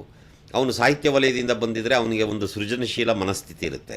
ನಾನು ಹೇಗೆ ಯೋಚನೆ ಮಾಡ್ತೀನೋ, ಸಾಹಿತ್ಯ ಅಕಾಡೆಮಿಯಲ್ಲಿ ಕೂತ್ಕೊಂಡು ಸಾಹಿತ್ಯ ಪರಿಷತ್ನಲ್ಲಿರುವಂಥ ರಾಜ್ಯದ ಅಧ್ಯಕ್ಷನೋ ಜಿಲ್ಲಾ ಅಧ್ಯಕ್ಷನೋ ಅದೇ ಥರ ಯೋಚನೆ ಮಾಡ್ತಾರೆ. ಮಾಡೋಕ್ಕೆ ಸಾಧ್ಯ ಇದೆ, ಬಟ್ ಅವ್ರು ಮಾಡಲ್ಲ. ಯಾಕೆಂದರೆ ಅವ್ರು ಬಂದಿರೋದು ಉದ್ದೇಶವೇ ಬೇರೆ. ಅವರು ಒಂದು ಅಧಿಕಾರ ಪಡಿಬೇಕು, ಅದು ಚುನಾವಣೆಯೊಳಗೆ ಎಲ್ಲ ರಾಜಕಾರಣಿಗಳು ಏನೇನು ಮಾಡ್ತಾರೋ ಅದೇ ಥರನೇ ಮಾಡಿ ಜಾತಿಯನ್ನು ಬಳಸ್ತಾರೆ, ಹಣ ಬಳಸ್ತಾರೆ, ಮತ್ತೊಂದು ಸ್ವಾಮೀಜಿಗಳ ಕೃಪಾ ಕಟಾಕ್ಷವನ್ನು ಬಳಸ್ತಾರೆ. ಇದೆಲ್ಲವನ್ನು ಬಳಸ್ಕೊಂಡು ಅವ್ರೇನು ಮಾಡ್ತಾರೆ, ಚುನಾವಣೆ ನಿಲ್ತಾರೆ, ಗೆಲ್ತಾರೆ. ಅವರಿಗೆ ಸಾಹಿತ್ಯದ ಹಿನ್ನೆಲೆ ಒಂದು ಚೂರೂ ಇರೋಲ್ಲ. ಅಟ್ಲೀಸ್ಟ್ ಒಬ್ಬ ಒಳ್ಳೆ ಓದುಗನಾದರೂ ಆಗಿದ್ದಿದ್ರೆ ಆ ಸಾಹಿತ್ಯ ಚಟುವಟಿಕೆಯನ್ನು ಹೇಗೆ ನಡೆಸ, ಅವನೇನು ಬರಹಗಾರನೇ ಆಗಬೇಕು ಅಂತ ಏನಿಲ್ಲ. ಒಳ್ಳೆ ಈ ಕನ್ನಡದಲ್ಲಿ ಯಾವ್ಯಾವ ಪುಸ್ತಕ ಬರ್ತಾ ಇದ್ದಾವೆ, ಹೊಸ ಹುಡುಗರು ಏನಿದ್ದಾರೆ. ಈಗ ನೀವು ನನ್ನ ಕೇಳ್ತಾ ಇದ್ರಿ, ನಾನು ಹೇಳ್ತಾ ಇದ್ದೀನಿ. ಹೀಗೆ ಸಾಹಿತ್ಯ ಪರಿಷತ್ತಿನ ಅಧ್ಯಕ್ಷರಿಗೆ ಹೇಳಕ್ಕೆ ಸಾಧ್ಯ ಇದೆಯಾ ಅಂತ ನನ್ನ ಕ್ವಶನ್ ಕೇಳಿದ್ರೆ ಹೇಳಬೇಕು. ನೀವು ಪಬ್ಲಿಕ್ ವೋಟ್ ಹಾಕಿ ಗೆಲ್ಸ್ತಿರಲ್ಲ. ನಮ್ಗಿದೆ, ಅದು ಖಂಡಿತ ನಮ್ಗೆ ಆ ಹಕ್ಕಿದೆ. ಯಾತಕ್ಕೆ ಅಂತ ಹೇಳಿದ್ರೆ, ಸಾಹಿತ್ಯ ಸಮ್ಮೇಳನ ಅಂತ ಹೇಳಿದಾಗ ಒಂದು ಏನದು ಶಾಮಿಯಾನ ಎಕ್ಸೆಟ್ರಾ ಅದನ್ನು ಮಾಡಿದವ್ರಿಗೆ ದುಡ್ಡು ಹೋಗುತ್ತೆ. ನೆಕ್ಸ್ಟು ಕೇಟರರ್ಸ್ಗೆ, ಅಡುಗೆ ಅವ್ರಿಗೆ ಇವ್ರಿಗೆ ಹೋಗುತ್ತೆ. ನಿಮ್ಮ ಥರ ಅಥವಾ ನಮ್ಮ ತರಹ ಬಡಪಾಯಿಗಳು ಹೋಯಿತು ಅಂದರೆ TADA 1-2 ಸಾವಿರ ಕೊಟ್ಟು ಅದನ್ನು ಮುಗಿಸ್ಬಿಡ್ತಾ ಇದ್ದಾರೆ. ಆಮೇಲೆ ಇತ್ತೀಚಿನ ದಿನಗಳಲ್ಲಿ ಎಲ್ಲ ಯಾವಾಗಲೂ ಕೂಡ ಸಾಹಿತ್ಯ ಚಟುವಟಿಕೆ ಅಂತಂದರೆ ಅದು ಒಂದು ಜೋಕ್ ಆಗಿದೆ, ಬರೀ ಕವಿಗೋಷ್ಠಿ ಅಂತ. ಅದು ಹಳೆ ಪದ್ಯ ತೊಗೊಂಡು ಬಂದು ಸ್ಟೇಜಲ್ಲೇ ರಿಪೇರಿ ಮಾಡಿ ಓದೋಂಥ ಕವಿಗಳನ್ನೂ ನೋಡಿದ್ದೀವಿ. ಅದು ನಿಮಗೆ ನನಗಿಂತ ಚೆನ್ನಾಗಿ ನಿಮ್ಗೆ ಇನ್ನೂ ಗೊತ್ತು. ನೀವು ಸ್ಟೇಜ್ ಮೇಲೆ ಆದರೂ ರಿಪೇರಿ ಮಾಡ್ತಾರೆ. ನಾನು ಕೆಲವರು ನೋಡಿರೋದೇನು ಅಂದರೆ, ಬಸ್ ಟಿಕೆಟ್ ತಗೊಳ್ತಾರಲ್ಲ, ಬಸ್ ಟಿಕೆಟಿಂದ ಅಲ್ಲಿಂದ ಬರ್ತಾನೆ ಒಂದು ಪದ್ಯ ಬರ್ಕೊಂಡು ಬಂದು ಇದು ಪದ್ಯ ಅಂತ ಓದ್ಬಿಡ್ತಾರೆ. ಅದು ಕವಿಗೋಷ್ಠಿ ಅಲ್ಲ, ಕುಕವಿಗೋಷ್ಠಿ. ಮತ್ತೆ ದಸರಾ ಫೆಸ್ಟಿವಲ್ ಇಂದ ಅದೇ ಹೇಳ್ತಾ ಇರೋದು ನಾನು. ನೀವು ಯಾವುದೇ ಕವಿಗೋಷ್ಠಿಗಳನ್ನು ತಗೊಳ್ಳಿ, ಆ ಕವಿಗೋಷ್ಠಿಗಳೆಲ್ಲ ಹಿಂಗೆ ತೋಪಾಗಿರೋದು. ನಮ್ಮ ಜಯಂತ್ ಕಾಯ್ಕಿಣಿ ಕವಿಗೋಷ್ಠಿಯನ್ನು ಈ ಕವಿಗಳ ಬಗ್ಗೆ ಏನು ಹೇಳೋದು ಅಂದರೆ, ಎಲ್ಲೋ ಹೇಳಿದ್ದಂತ ನೆನಪಿದೆ. ಏನಂದರೆ, ಇವರು LIC ಏಜೆಂಟ್ಗಳಿದ್ದಂಗೆ, ಇವರು ನೋಡ್ತಿದ್ದಂಗೆ ಜನ ಓಡ್ತಾರೆ, ಎಲ್ಲಿ ಪದ್ಯ ಜೋಬಿಂದ ತೆಗೆದು ಓದ್ತಾನೋ ಅಂತ. ಆದರೆ ಒಂದು ತಿಳ್ಕೊಳ್ಳಿ, ಅವನು ಒಳ್ಳೆ ಕವಿ ಆದರೆ ಜನ ಹುಡುಕೊಂಡೋಗಿ ಅವನ ಹತ್ರ ಪದ್ಯ ಬರೆದಿದ್ದಾರೆ, ಓದಯ ಒಂದು ಪದ್ಯ ಓದಯ ಅಂತ ಕೇಳ್ತಾರೆ. ನಾವು ಸಿದ್ಧಲಿಂಗಯ್ಯನವ್ರನ್ನ ಹಂಗೆ ಡಿಮ್ಯಾಂಡ್ ಮಾಡ್ತಾ ಇದ್ದೋ. ಜನಗಳೆಲ್ಲ ಡಿಮ್ಯಾಂಡ್ ಮಾಡಿ, ಯಾಕೆ ಸಿದ್ಧಲಿಂಗಯ್ಯನ ಪದ್ಯನ ಕೇಳಬೇಕು ಅಂತ ಯಾಕೆ ಅನ್ನಿಸ್ತಾ ಇತ್ತು ನಿಮಗೆ? ಸಿದ್ಧಲಿಂಗಯ್ಯ ಕವಿ, ಅದು ನೀವು ಯಾವುದೇ ಅವ್ರ ಬಾಯಿ ಬಿಟ್ಟರೆ ಕವಿತೆ, ಅದು ಅಷ್ಟು ಪ್ರತಿಭಾವಂತ. ಕವಿಯಾದವನ್ನ ಮಾತನ್ನು ಎಲ್ಲರೂ ಕೇಳ್ತಾರೆ, ಕುಕವಿಗಳ ಮಾತನ್ನು ಯಾರು ಕೇಳ್ತಾರೆ? ಆ ಕುಕವಿಗಳು ಬಂದ್ಬಿಟ್ಟು ಸ್ಟೇಜ್ ಮೇಲೆ ನಿಂತ್ಕೊಂಡು ಏನೋ ಯಾರ ಕಡೆಯಿಂದ ಫೋನ್ ಮಾಡಿಸಿ ವಸೂಲಿ ಬಾಜಿ ಮಾಡಿ, ಆಮೇಲೆ ಅದು ಎಲೆಕ್ಷನ್ ಬೇರೆ, ನಾನು ನಿನ್ಗೆ ಓಟ್ ಹಾಕಿದ್ದೀನಿ, ಈ ಸರಿ ನನ್ನ ಕವಿಗೋಷ್ಠಿ ನಾನು ಕರೀಲಿಲ್ಲ ಅಂದರೆ ಮುಂದಿನ ಸರಿ ನಿನ್ನ ಸೋಲ್ಸ್ಬಿಡ್ತೀನಿ, ಹುಷಾರು ಅಂತ ಎಲ್ಲ ಬೆದರಿಕೆ ಹಾಕಿ ಬರೋ ಸಾಧ್ಯತೆಗಳಿರ್ತವೆ. ಇಲ್ಲ ಅಂತಲ್ಲ. ಅವ್ರ ಪಾಪ ಏನು ಮಾಡ್ತಾರೆ, ಈ ಸಂಘಟಕರಿಗೂ ಇಕ್ಕಟ್ಟು. ಅವ್ರನ್ನ ಕರೀದೇ ಇದ್ರೂ ಕಷ್ಟ, ಕರೆದ್ರೆ ಸಾರ್ವಜನಿಕರಿಗೆ ತೊಂದರೆ. ಸಾರ್ವಜನಿಕರು ಇವ್ರ ಕವಿತೆ ಕೇಳಲಾರ್ದೆ ದಿಕ್ಕಾಪಾಲಕ್ಕೆ ಚದರಿ ಓಡೋಗ್ತಾ ಇರ್ತಾರೆ. ಇದು ಸಮಸ್ಯೆ ಇರೋದು. ಕವಿತೆಗೆ ಆ ಸಮಸ್ಯೆ ಇಲ್ಲ. ನಿಜವಾದ ಕವಿತೆಗೆ ಇವತ್ತಿಗೂ ಮೌಲ್ಯ ಇದೆ. ಓಕೆ, ಇವಾಗ ನೀವು ಇದನ್ನು ಅನಲೈಸ್ ಮಾಡ್ತಾ ಇದ್ದೀರಾ. ಆದರೆ ಅಷ್ಟೊಂದು ದುಡ್ಡು, ನಮ್ಮ ದುಡ್ಡು ಸರ್ಕಾರದಿಂದ ಬರ್ತಾ ಇದೆ. ಇಷ್ಟು ಮೀನಿಂಗ್ಲೆಸ್ ಆ್ಯಕ್ಟಿವಿಟೀಸು ಯಾವ ಥರ ಅಕೌಂಟಬಲ್ ಆಗುತ್ತೆ? ಗಲಾಟೆ ಆಗುತ್ತೆ. ಮತ್ತೆ ಬರಿತೀವಿ, ಗಲಾಟೆ ಆಗುತ್ತೆ, ಕಾಂಟ್ರವರ್ಸಿ ಆಗುತ್ತೆ, ನ್ಯೂಸ್ ಪೇಪರ್ಗಳಲ್ಲಿ ಅಲ್ಲಿ ಇಲ್ಲಿ ಫ್ರಂಟ್ ಪೇಜ್ ನ್ಯೂಸು ಆಗುತ್ತೆ. ಪರಿಹಾರ ಎಲ್ಲಿದೆ ಇದಕ್ಕೆ? ಈ ಪರಿಹಾರ ಸಾಹಿತ್ಯ ಪರಿಷತ್ತಿನ ಹೆಂಗೆ ಮಾಡೋದು ಅಂತ ಕೇಳಿದ್ರೆ ಅದಕ್ಕೆ ಬೇರೆ ವೇದಿಕೆ ಇರ್ತದೆ, ನಾನು ಮಾತಾಡ್ಬೋದು. ಇಲ್ಲ ಯಾತಕ್ಕೆ ನಾನು ಇದನ್ನು ಹೇಳ್ತಾ ಇದ್ದೀನಿ ಅಂತಂದರೆ, ಯಾತಕ್ಕೆ ಹೇಳ್ತಾ ಇದ್ದೀನಿ ಅಂತ ಹೇಳಿದರೆ, ಕ್ರಿಯೇಟಿವಿಟಿ ಅಂತ ಅನ್ಬೇಕಾದ್ರೆ ಅಕಾಡೆಮಿನೇ ಬೇಕಾಗಿಲ್ಲ, ಕನ್ನಡ ಪ್ರಾಧಿಕಾರನೇ ಬೇಕಾಗಿಲ್ಲ, ಅಥವಾ ಪರಿಷತ್ತೇ ಬೇಕಾಗಿಲ್ಲ. ಅಂದರೆ ಆ ಕ್ರಿಯೇಟಿವಿಟಿ ಅಂತ ಬಂದಾಗ ನೀವೇ ಹೇಳಿದಾಗೆ ಹೋಲಿಸ್ಟಿಕ್ ಆಗಿ 360 ಡಿಗ್ರಿನಲ್ಲಿ ನಾವು ಮಾಡ್ತಾ ಇರೋ ಕೆಲಸನ ಅರ್ಥ ಮಾಡ್ಕೋಬೇಕಾಗುತ್ತೆ. ಇಲ್ಲ ಅಂತ ಹೇಳಿದ್ರೆ ಅದು ಡಿಟ್ಯೂರೇಟ್ ಆಗ್ತಾ ಹೋಗುತ್ತೆ ಆಸಕ್ತಿ. ಬರೀ ಸಾಹಿತ್ಯ ಸ್ಟೂಡೆಂಟ್ಸೇ ಸಾಹಿತ್ಯನ ಅನ್ನೋ ಥರ ಆಗೋಗ್ಬಿಡುತ್ತೆ. ಆ ದೃಷ್ಟಿಯಿಂದ ನಮಗೆ ತುಂಬ ಇಂಪಾರ್ಟೆಂಟ್ ಆಗುತ್ತೆ ಕ್ರಿಯೇಟಿವಿಟಿ ಮತ್ತು ಸಂಘಟನೆ, ಸರ್ಕಾರದ ಸಂಘ ಸಂಸ್ಥೆಗಳು. ಇಲ್ಲ, ಇದು ನಾನು ಸಾಹಿತ್ಯ ಅಕಾಡೆಮಿಯನ್ನು ಉದಾಹರಣೆಗೆ ಇಟ್ಕೊಂಡು ಮಾತಾಡಿದ್ರೆ ನಿಮ್ಗೆ ಗೊತ್ತಾಗುತ್ತೆ ಅಂತ ಅಂದ್ಕೊಂಡಿದ್ದೀನಿ. ಹೌದು. ಈಗ ನಾವು ಸಾಹಿತ್ಯ ಅಕಾಡೆಮಿಯಲ್ಲಿ ಏನು ಮಾಡ್ತಾಯಿದ್ದೀವಿ, ಯುವ ಕವಿಗೂ, ಅದು ಶಿವರುದ್ರಪ್ಪನವರು ಶುರು ಮಾಡಿದ್ದು ಯುವ ಕವಿಗೋಷ್ಠಿಗಳು ಅಂತ. ನಿಮಗೊಂದು ಆಶ್ಚರ್ಯ, ಮೊದಲನೇ ಯುವ ಕವಿಗೋಷ್ಠಿಗೆ ನಾನು ಅವಾಗ ಮಂಡ್ಯ ಜಿಲ್ಲೆ KR-ಪೇಟೆಯಲ್ಲಿದ್ದೆ. ಅಲ್ಲಿ ಆ ಜಿಲ್ಲೆಯಿಂದ ನನ್ನನ್ನು ಶಿವರುದ್ರಪ್ಪ ಆಯ್ಕೆ ಮಾಡಿದರು. ಶಿವಮೊಗ್ಗದಲ್ಲಿ ಕವಿಗೋಷ್ಠಿ ನಡೆದಿತ್ತು. ಸವಿತಾ ನಾಗಭೂಷಣ್ ಅಧ್ಯಕ್ಷರಾಗಿದ್ದರು. ಅವರು ಒಂದು 20 ಜನ ನಮ್ಮಂಥ ಕವಿಗಳನ್ನೆಲ್ಲ ಕರೆದು ಪದ್ಯ ಓದಿಸಿದ್ರು.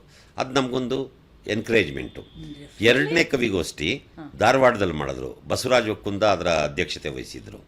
ಅವಾಗ ಯಾರು ಆ ಕವಿಗೋಷ್ಠಿಯಲ್ಲಿ ನಾವೆಲ್ಲ ಪದ್ಯ ಓದಿದ್ವಿ ಅವರೆಲ್ಲರೂ ಸಮರ್ಥ ಬರಹಗಾರರಿಗೆ ಮುಂದಕ್ಕೆ ನಡ್ಕೊಂಡು ಬಂದಿದ್ದೀವಿ.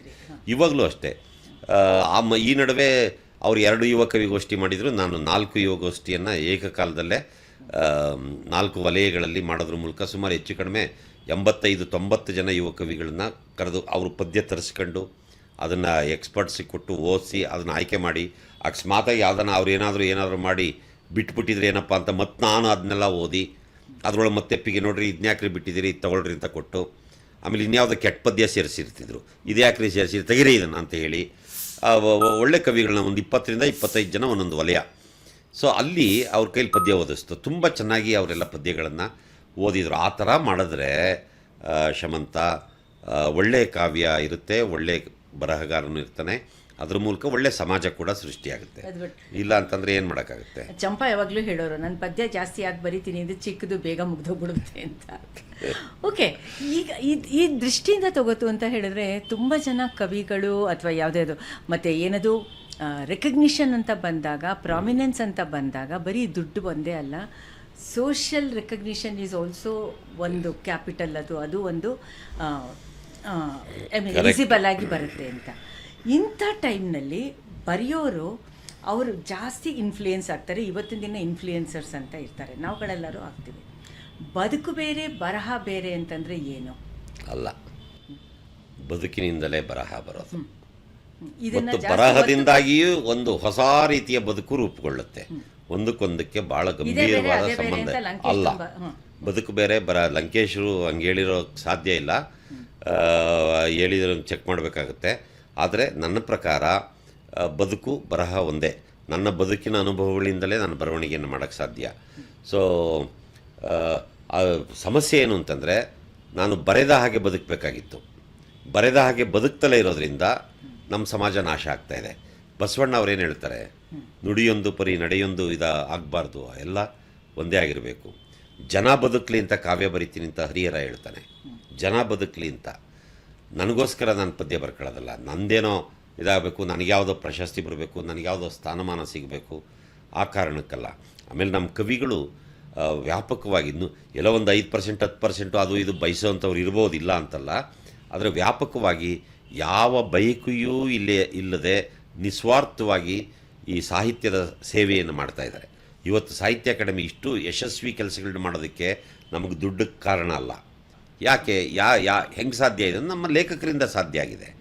ನಮ್ಮ ಲೇಖಕರು ಭಾಳ ದೊಡ್ಡ ದುರಾಸೆ ಇರೋರಲ್ಲ, ಅವರು ಭಾಳ ಏನನ್ನೂ ಬಯಸಲ್ಲ. ಬಟ್ ಬೇರೆ ಅಕಾಡೆಮಿಗಳಿಗೆ ಹಂಗಾಗಲ್ಲ. ನೋಡಿ, ನೀವೊಂದು ನಾಟಕ ಮಾಡಿಸ್ಬೇಕು ಅಂದರೆ ಒಂದು ತಂಡ ಬರುತ್ತೆ. ಆ ತಂಡಕ್ಕೆ ಒಂದು ಕನಿಷ್ಠ 50,000 ಕೊಡಬೇಕೋ ಬೇಡವೋ? ಸಂಗೀತ ಆಡಿಸ್ಬೇಕು ಅಂದರೆ ಕಲಾವಿದರು 1 ಲಕ್ಷ 2 ಲಕ್ಷ ಇಲ್ಲದೆ ಯಾರು ಬರೋದಿಲ್ಲ. ಆಮೇಲೆ ಚಿತ್ರ ಬರೆಸ್ಬೇಕಾದ್ರೂ ಅಷ್ಟೇ, ಅವ್ರದ್ದು ಡಿಮ್ಯಾಂಡ್ಸ್ ಜಾಸ್ತಿ ಇರುತ್ತೆ, ಖರ್ಚು ಇದೆ, ಡಿಮ್ಯಾಂಡ್ಸ್ ಇರುತ್ತೆ. ಸೊ ಅವ್ರಿಗೆ ಖರ್ಚುಗಳು ಜಾಸ್ತಿ ಬೇರೆ ಅಕಾಡೆಮಿಯವ್ರಿಗೆ. ನನಗೆ ಶಮಂತ ಬಂದ್ರಿ ಇಲ್ಲೊಂದು ಪದ್ಯ ಓದ್ರಿ ಅಂತ ನಾನೇನು ಕೊಡದೇ ಇದ್ದರೂ ನನ್ನ ಮೇಲಿನ ಪ್ರೀತಿಗೋ ಅಥವಾ ಸಾಹಿತ್ಯದ ಮೇಲಿನ ಪ್ರೀತಿಗೋ ನೀವು ಬಂದು ಪದ್ಯ ಓದ್ಬಿಟ್ಟು ಅರ್ಧ ಲೋಟ ಟೀ ಕೊಟ್ಟರೆ ಕುಡಿತೀರಿ, ಇಲ್ಲಿದ್ರೆ ಅದು ಬೇಡ ಅಂತ ಹೊರಟೋಗ್ತೀರಿ. ಈ ಥರ ನಮ್ಮ ಲೇಖಕರು ಭಾಳ ಉದಾರಿಗಳಾಗಿರೋದ್ರಿಂದ ಇವರು ಔದಾರ್ಯ ಉಳ್ಳವರು. ಇವರ ಕಾರಣಕ್ಕಾಗಿ ನಾವು ಸಾಹಿತ್ಯ ಅಕಾಡೆಮಿ ಇಷ್ಟು ಚೆನ್ನಾಗಿ ಮಾಡೋಕ್ಕಾಗ್ತಾ ಇರೋದು, ತುಂಬ ಕಡೆ ವ್ಯಾಪಕವಾದ ಚಟುವಟಿಕೆಗಳನ್ನ ನಡೆಸೋಕ್ಕೆ ಸಾಧ್ಯ ಆಗಿರೋದು. ಈಗ ನೋಡಿ ಲೇಖಕರ ನಿಜವಾದ ಸನ್ನಡತೆ ಹೇಗೆ ಸಾಹಿತ್ಯ ಅಕಾಡೆಮಿಗೆ ನೆರವಾಗೋದ್ರ ಮೂಲಕ ಗೋಚರಿಸಿದೆ ಅನ್ನೋದು ನಾವು ಅರ್ಥ ಮಾಡ್ಕೋಬೇಕು. ಓಕೆ, ಇವಾಗ ನೀವು ತುಂಬ ಕಡೆ ಶಿಬಿರಗಳು ಕಾರ್ಯಾಗಾರಗಳೆಲ್ಲ ಮಾಡ್ತಾ ಇದ್ದೀರಾ. ಅದರಲ್ಲಿ ಅಟ್ಲೀಸ್ಟ್ ಒಂದು 10% ಕನ್ವರ್ಷನ್ ಇದ್ದೇ ಇದೆ ಅಲ್ವಾ? ಒಂದು 10-15% ನೀವು ಅವ್ರನ್ನ ಕನ್ವರ್ಟ್ ಮಾಡಿರ್ತೀರಾ, ಮೋಟಿವೇಟ್ ಮಾಡಿರ್ತೀರಾ. ನೆಕ್ಸ್ಟ್ ಅವ್ರಿಗೆ ಹೇಗೆ ನಿಮ್ಮದು ಹ್ಯಾಂಡ್ ಹೋಲ್ಡಿಂಗ್ ಇರುತ್ತೆ, ಫಾಲೋ ಅಪ್ ಇರುತ್ತೆ? ಮೊದಲನೇದಾಗಿ ಅವರಿಗೆ ಗೈಡೆನ್ಸ್ ಸಿಗೋದು ವ್ಯಕ್ತಿಗಳಿಂದ ಅಲ್ಲ, ಕೃತಿಗಳಿಂದಲೇ. ಕೃತಿಗಳಿಂದ. ಪುಸ್ತಕಗಳನ್ನ ಅವರು ನಾನು ಹೋಗ್ಬಿಟ್ಟು ಅವ್ರಿಗೆ ಇದನ್ನು ಹಿಂಗೆ ಓದಬೇಕು ಹಂಗೆ ಓದಬೇಕು ಅಂತ ಹೇಳ್ಕೊಡ್ಬೇಕಾಗಿಲ್ಲ. ಆ ಪುಸ್ತಕವೇ ಹೇಳುತ್ತೆ ನಾನು ಹಿಂಗೆ ಓದೆಯ ಅಂತ. ಸೊ ಹಾಗಾಗಿ ಕೃತಿಗಳ ಮೂಲಕ ಸಿಗುತ್ತೆ. ಆಮೇಲೆ ಇನ್ನೂ ಅದರೊಳಗೆ ಏನಾದರೂ ಇದ್ದರೆ ಅವ್ರಿಗೆ ಹತ್ತಿರದಲ್ಲಿ ಬೇಕಾದಷ್ಟು ಜನ ಕನ್ನಡ ಮೇಷ್ಟ್ರುಗಳಿರ್ತಾರೆ, ವಿಮರ್ಶಕರು ಇರ್ತಾರೆ, ಯಾರೋ ಒಬ್ಬ ಸ್ಥಳೀಯವಾಗಿ ಒಬ್ಬ ಕವಿಯೋ ಲೇಖಕನೂ ಇರ್ತಾನೆ. ಅವ್ರ ಜೊತೆಲಿ ವಾದ ವಿವಾದ ಮಾಡ್ತಾ ಹೋಗ್ತಾರೆ.